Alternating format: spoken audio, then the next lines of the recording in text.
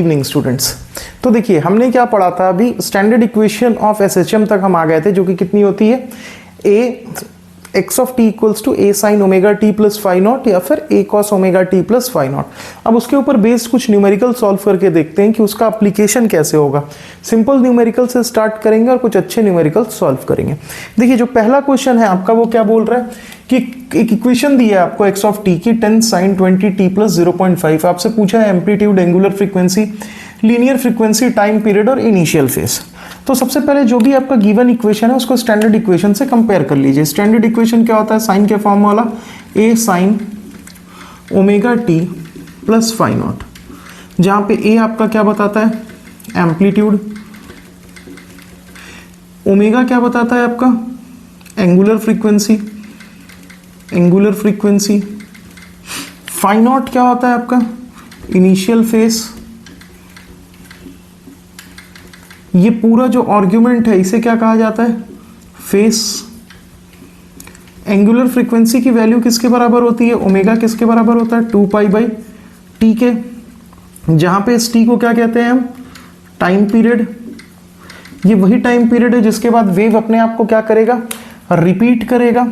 और 1/t का जो फैक्टर बनता है, 1/t का जो फैक्टर होता है इसको हम क्या कहते हैं, एफ, जो कि होती है हमारी क्या, लीनियर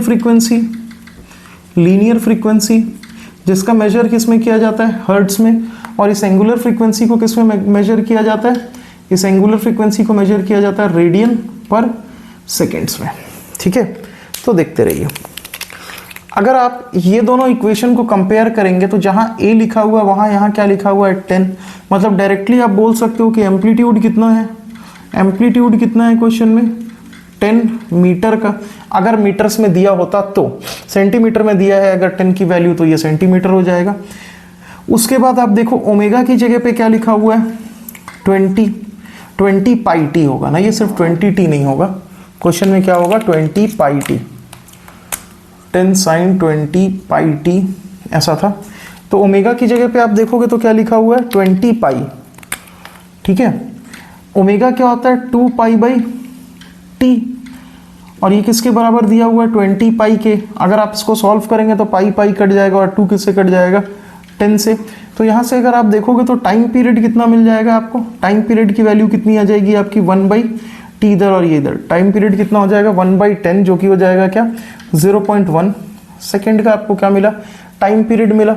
अब देखिए बात रही लीनियर फ्रीक्वेंसी निकालने की, तो एंगुलर फ्रीक्वेंसी और लीनियर फ्रीक्वेंसी में क्या रिलेशन होता है, यहाँ मैंने लिख रखा है, यहीं से आपको एंगुलर फ्रीक्वेंसी और लीनियर फ्रीक्वेंसी का रिलेशन मिल जाएगा। देखो ओमेगा जो होता है वो होता है 2, मैं लिख देता हूँ, ओमेगा क्या होता है 2 पाई बाई टी, जहां पे 1/t को क्या लिख सकते हो आप, f। तो ये कितना हो जाएगा, 2 pi f, since 1/t equals to क्या होता है, f।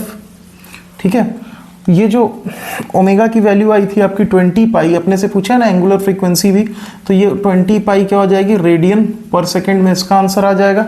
टाइम पीरियड भी निकाल लिया आपने। अब लीनियर फ्रीक्वेंसी की बारी आई तो हम क्या करेंगे, 20, ओमेगा की वैल्यू 20 पाई के बराबर है, तो 20 पाई इज इक्वल्स टू क्या हो जाएगा, 2 पाई एफ, पाई से पाई कट गया, 2 से ये 10। तो फ्रीक्वेंसी कितनी आ गई हमारी, 10 हर्ट्ज की फ्रीक्वेंसी आ गई, 10 हर्ट्ज की क्या आ गई, फ्रीक्वेंसी आ गई। और क्या पूछ रखा है हमसे, इनिशियल फेस।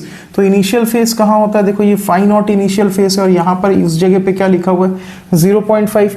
तो फाइव नॉट जो हमारा इनिशियल फेस होगा उसकी वैल्यू कितनी आ जाएगी, 0.5 रेडियन। कितनी आ जाएगी, 0.5 रेडियन। देखो एक बार रिपीट कर देता हूं मैं आप लोगों के लिए, क्वेश्चन क्या दिया हुआ था, x of t equals to 10 sine 20 pi t plus 0.5। हमारा स्टैंडर्ड इक्वेशन क्या होता है, x of t equals to A sine omega t plus five naught, जहां पे ए किसकी वैल्यू होती है, एम्पलीट्यूड की। ये ओमेगा क्या बताता है आपको, एंगुलर फ्रीक्वेंसी।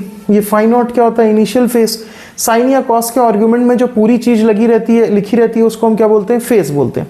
एंगुलर फ्रीक्वेंसी की वैल्यू किसके बराबर होती है, 2 पाई बाई टी की, टी के बराबर, जहां से 1/t क्या बनता है आपका, लीनियर फ्रीक्वेंसी, जिसका मेजरमेंट यूनिट क्या है आपका, हर्ट्ज। ठीक है, अब आप ये दोनों इक्वेशन को कंपेयर करो तो देखो जहां पे यहाँ पे ए एम्पलीट्यूड का लिखा है, यहाँ पे क्या लिखा है 10, तो डायरेक्टली ए की वैल्यू कितनी हो गई 10।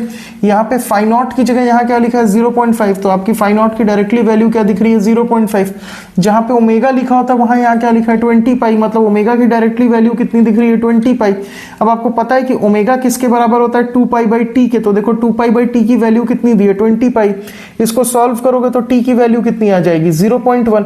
आपको ये भी पता है कि ओमेगा को हम क्या लिख सकते हैं 2 बाई टी और 2 पाई बाई टी, और 1 बाई टी क्या होता है एफ, इसीलिए ओमेगा किसके बराबर हो जाएगा 2 पाई एफ के बराबर, और ओमेगा की वैल्यू कितनी दी है 20 पाई, तो 20 पाई इक्वल्स टू क्या हो जाएगा 2 पाई एफ। सॉल्व करोगे तो एफ की वैल्यू कितनी आ जाएगी 10 हर्ट्ज। ठीक है, अब आइए सेकंड क्वेश्चन को देखते हैं।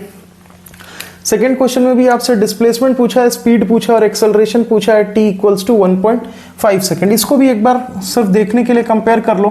तो x of t equals to कितना होता है हमारे पास स्टैंडर्ड इक्वेशन में a cos, क्योंकि ये cos में दिया हुआ है, omega t plus phi naught. नहीं भी पूछा है तो भी अपन निकाल देते हैं कि एम्पलीट्यूड कितना है इस वेव का 5, क्योंकि देखो यहाँ a है और यहाँ क्या है 5 है। फाई नॉट की वैल्यू पूछी नहीं है, फिर भी बता दो फाई नॉट कितना है तुम्हारा। देखो यहाँ फाई नॉट की जगह क्या लिखा हुआ है पाई बाई 4, तो इनिशियल फेस कितना है पाई बाई 4 रेडियन का क्या है हमारे पास इनिशियल फेस है। टाइम पीरियड भी अगर पूछ लेता, एंगुलर फ्रीक्वेंसी ओमेगा देखो कितनी है, यहाँ ओमेगा है, यहाँ ओमेगा की जगह क्या लिखा हुआ है 2 पाई, तो कंपेयर करो तो ये कितनी हो गई 2 पाई रेडियन पर सेकेंड। वैसे ही ओमेगा से टाइम पीरियड निकाल सकते हैं, कैसे ओमेगा को क्या लिख सकते हो आप 2 pi by t equals to पहले से क्या दिया है 2 पाई, 2 पाई से 2 पाई कट गया तो टी इक्वल्स टू कितना आ जाएगा आपका 1 सेकेंड, टाइम पीरियड निकल गया। लीनियर फ्रीक्वेंसी अगर पूछ लेता तो ओमेगा किसके बराबर होता है 2 पाई एफ के बराबर होता है, तो ओमेगा अपॉन 2 पाई आपको क्या दे देगा एफ दे देगा। ओमेगा की वैल्यू कितनी दी हुई है 2 पाई, तो 2 पाई अपॉन 2 पाई की वैल्यू करोगे पुट तो एफ भी कितना आ जाएगा 1 हर्ट्ज का आ जाएगा। या फिर टाइम पीरियड को डायरेक्ट आप 1 अपॉन कर लेते तो भी क्या मिल जाता आपको लीनियर फ्रीक्वेंसी मिल जाती। ठीक है, अब आपसे पूछा है displacement at t equals to 1.5। ठीक है, तो x ऑफ t में टाइम को कितना पुट करना है हमको 1.5 पुट कर देते हैं, तो कितना हो जाएगा देखो 5 cos 2 पाई, t की जगह 1.5 को मैं क्या लिख सकता हूँ 3/2, तो यहाँ लिख देते हैं 3/2 प्लस कितना हो जाएगा आपका पाई बाई 4, तो ये कितना हो जाएगा 5 cos 2 से 2 कट गया तो ये कितना आ जाएगा आपका 3 पाई प्लस पाई बाई 4, कितना हो जाएगा 3 पाई प्लस पाई बाई 4, तो ये कितना हो जाएगा आपका देखो 3 पाई प्लस पाई बाई 4, मतलब देखो 3 पाई और पाई बाई 4 को ऐड करोगे तो आपको क्या मिलेगा। देखो ध्यान से, ग्राफ के थ्रू मैं कोशिश करता हूँ इस चीज को आपको समझा देने की। देखो ध्यान से समझो, ये होता है आपका कॉस का ग्राफ। ठीक है, कॉस के ग्राफ में एक चीज देखना तुम कि कॉस जीरो की वैल्यू कितनी होती है, कॉस 0 डिग्री पे कितना देता है हमको 1। ठीक है, अगर मैं इसमें पाई ऐड कर दूं 0 प्लस पाई कर दूं, ठीक है, तो वैल्यू कितनी आ जाएगी मेरी, यहाँ पे देखो पाई आ जाएगी, और कॉस पाई की वैल्यू कितनी होती है 0, पाई बाई 2, पाई पे वैल्यू कितनी होती है -1। ठीक, अब देखो ध्यान से, अगर मैं पाई में एक और पाई फिर से ऐड कर दूं तो ये कितना हो जाएगा 2 पाई, वैल्यू कितनी होगी देखो cos 0 pi by 2 pi 3 pi by 2, और ये कितना हो जाएगा 2 पाई। cos 2 पाई की वैल्यू देखो अब कितनी हो जा रही है 1। वैसे ही अगर मैं 2 पाई में एक और पाई ऐड कर दूं, 2 पाई में मैं एक और पाई ऐड कर दूं तो 2 पाई प्लस पाई कितना हो जाएगा मेरा 3 पाई। देखो cos 3 पाई मेरे को कहाँ मिलेगा यहाँ। अब देखो cos 3 पाई की वैल्यू फिर से कितनी हो जाएगी मेरी -1। मैं आपको ग्राफ के थ्रू समझा रहा हूँ, किसी को ट्रिग्नोमेट्री अच्छे से आती होगी तो हमको पता है 3 पाई प्लस पाई बाई 4 में वैल्यू कितनी आनी है -1/√2 आनी है। ठीक है, माइनस पाई बाई 4 हो जाएगा वो। तो देखो पाई बाई 4 की वैल्यू कितनी है यहाँ पे समझो, मतलब मैं ये देख के ये बोल सकता हूँ कि cos 0 होता है 1, प्लस पाई किया तो क्या हो गया -1, फिर प्लस पाई किया तो क्या हो गया +1, फिर प्लस पाई किया तो क्या हो गया -1। तो cos 45 की वैल्यू कितनी है, cos पाई बाई 4 की वैल्यू कितनी होती है 1/√2। अब cos 45 में जब एक बार पाई प्लस किया तो उसकी वैल्यू कितनी हो गई होगी -1/√2। दोबारा जब पाई प्लस किया तो उसकी वैल्यू फिर कितनी है, +1/√2, और थर्ड टाइम जब पाई ऐड किया तो उसकी वैल्यू फिर से कितनी हो जाएगी, -1/√2। मतलब cos 3 पाई प्लस पाई/4 की वैल्यू कितनी आ जाएगी आपकी, -1/√2। कितनी आ जाएगी, -1/√2। तो ये कितना हो जाएगा, -5 डिवाइडेड बाई √2 मीटर। कितना हो जाएगा, -5 डिवाइडेड बाई √2 मीटर। क्या हो जाएगा, displacement at t equals to 1.5। ठीक है, t एट 1.5 कितना हो जाएगा, -5/√2 मीटर्स का। नहीं समझ में आया तो मैं एक बार और क्लियर करता हूँ आपको। देखो मैंने क्या किया, इसकी वैल्यू भाई डायरेक्टली भी लिख सकते थे हम, लेकिन मैंने आपको बस समझाने के लिए ये पूरा चीज़ किया। देखो क्या था, ग्राफ अगर आपको बनाने आता हो कॉस का और ट्रिग्नोमेट्री ठीक से नहीं भी आती हो तो भी आप इन चीज़ों को क्लियरली देख सकते हैं। मैं आपको विजुअलाइज करा दे रहा हूँ बस। देखो जब 0 होता है कॉस तो उसकी वैल्यू कितनी होती है, 1, क्योंकि यही है। जब ये देखो यहाँ पे टाइम कितना है, 0, तो कॉस कितनी वैल्यू दे रहा है, 1। अगर मैं 0 में एक पाई टाइम्स इंक्रीजमेंट लाऊं तो 0 प्लस पाई कितना हो जाएगा, पाई, और कॉस पाई कहाँ मिलता है आपको, यहाँ। तो कॉस पाई की वैल्यू कितनी होती है, -1। फिर पाई में अगर मैं एक और पाई जोड़ दूं तो बन जाएगा कितना, 2 पाई, और 2 पाई देखो हमको कहाँ मिलता है, यहाँ। तो कॉस 2 पाई की वैल्यू कितनी होती है, 1।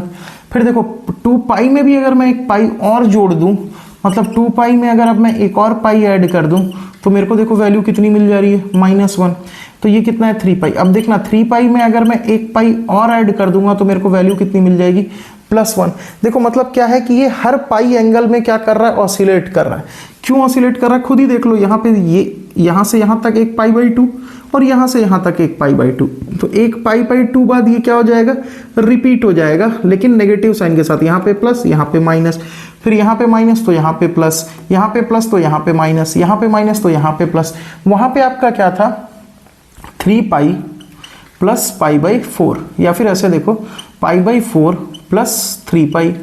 ठीक है, तो पाई/4 में जब एक बार पाई ऐड हुआ होगा तो उसका रिजल्ट कैसा हो गया होगा, नेगेटिव। फिर एक और बार पाई ऐड हुआ होगा तो रिजल्ट कैसा बना होगा, पॉजिटिव। फिर एक और बार पाई ऐड हुआ होगा तो रिजल्ट कैसा बना होगा, नेगेटिव। तो ओवरऑल वैल्यू कैसी आएगी, नेगेटिव। और cos पाई/4 होता कितना है, 1/√2। इसीलिए यहाँ पे कितना आ गया था, 5 × 1/√2, जो कि कितना बन गया, 5/√2 विद अ नेगेटिव साइन। ठीक है, सो शायद आपको क्लियर हुआ हो कि ग्राफ के थ्रू इन चीज़ों। अब देखो नेक्स्ट क्या है, नेक्स्ट चीज़ क्या है आपके लिए, आपको निकालनी है स्पीड, और आपको दिया हुआ है डिस्प्लेसमेंट का equation. x of t equals to क्या दिया है, 5 cos 2 पाई t प्लस पाई/4, और आपसे पूछिए स्पीड या फिर। तो अगर मैं इसको टाइम के रिस्पेक्ट में डिफरेंशिएट कर दूं तो x of t divided by dt equals to मेरे को क्या मिल जाएगा, 5 cos का डिफरेंशिएशन क्या होता है, minus of sine 2 pi t plus पाई/4 इंटू 2 पाई। चेन रूल लगेगा ना हमारा, cos का डिफरेंशिएशन तो माइनस साइन हो जाएगा, आर्ग्यूमेंट है, इसको भी तो डिफरेंशिएट करना पड़ेगा। तो 2 पाई t प्लस पाई/4 का डिफरेंशिएशन कितना हो जाएगा, 2 पाई। तो ये ओवरऑल वैल्यू कितनी मिल जाएगी मेरे को, -5 साइन 2 पाई t प्लस पाई/4 इंटू 2 पाई। तो v ऑफ t का इक्वेशन क्या मिल गया अब मेरे को, माइनस ऑफ, इधर ले आ रहा हूँ, 10 pi into sine 2 pi t plus पाई/4। अब v ऑफ t भी कब निकालना है, at t equals to t plus पाई/4। अब v ऑफ t भी कब निकालना है, एट t इक्वल्स टू 1.5। तो कितना हो जाएगा, पुट कर दो t की जगह 1.5, minus 10 pi sign of 2 pi into 3/2 plus क्या हो जाएगा आपका, पाई/4। यहाँ से ये और ये कट गए तो ये कितना मिलेगा, -10 पाई साइन कितना हो जाएगा, 3 पाई प्लस पाई/4। तो देखो ये हो जाएगा -10 पाई साइन 3 पाई/4। अभी मैंने आपको पहले कॉस में भी समझाया था इस चीज़ को। तो साइन 3 पाई प्लस पाई/4 की वैल्यू कितनी हो जाएगी, -1/√2। तो ये कितना हो जाएगा, -10 पाई इंटू माइनस ऑफ 1/√2। तो ये कितना मिलेगा आपको, 10 पाई/√2। ठीक है, सॉल्व करना चाहो तो कर सकते हो। 10 इंटू पाई की वैल्यू कितनी हो जाएगी आपकी, 3.142 या फिर 22/7, 1/√2 होता है आपका 0.707। इसको सॉल्व कर लीजिएगा, आपको आंसर मिल जाएगा। वैसे ही नेक्स्ट हमसे क्या पूछा है, एक्सेलरेशन। तो एक्सेलरेशन के लिए हम क्या करेंगे, वेलोसिटी, एक्सेलरेशन के लिए कुछ नहीं करना है, इस वेलोसिटी वाले टर्म को एक बार क्या करो, टाइम के रेस्पेक्ट में आप डिफरेंशिएट कर सकते हो। तो वेलोसिटी में हमको कितना मिला हुआ है, v of t equals to क्या मिला हुआ है, -10 pi sine 2 pi t plus π/4। Simply आप इसको डिफरेंशिएट कर लीजिए, तो v of t by d t की वैल्यू कितनी हो जाएगी, -10 पाई साइन का differentiation cos 2 pi t plus π/4, और 2 पाई t के बदले हम क्या लिख सकते हैं, 2 पाई। तो ये कितना हो जाएगा आपका, -20 pi square cos of 2 pi t plus कितना हो जाएगा, π/4, और ये क्या हो जाएगा आपका a ऑफ t। और एक्सेलरेशन कब निकालना है, टाइम इक्वल्स टू 1.5, तो -20 पाई स्क्वायर, टाइम की जगह 1.5 पुट करिएगा, तो कितना हो जाएगा 2 पाई, t की जगह 1.5 की जगह 3.2 प्लस π/4, ये 2 से 2 मरा, तो कितना हो जाएगा -20 pi square cos of 3 pi plus π/4, और 3 पाई प्लस π/4 फिर आपको क्या देगा, -1/√2, तो ये कितना हो जाएगा 20 पाई स्क्वायर बाई √2। इसको सॉल्व कर लीजिएगा, आपको आंसर मिल जाएगा a of t at t equals to 1.5। ठीक है, तो नेक्स्ट क्लास में कुछ हार्ड क्वेश्चंस भी अपन इसके उठाएंगे और उनको सॉल्व करेंगे। आपको बेसिक आइडिया मिल गया होगा कि एक इक्वेशन गिवन हो तो उससे सारे एट्रीब्यूट्स कैसे निकालते हैं, उसके स्टैंडर्ड इक्वेशन को कंपेयर करके। ठीक है, थैंक यू।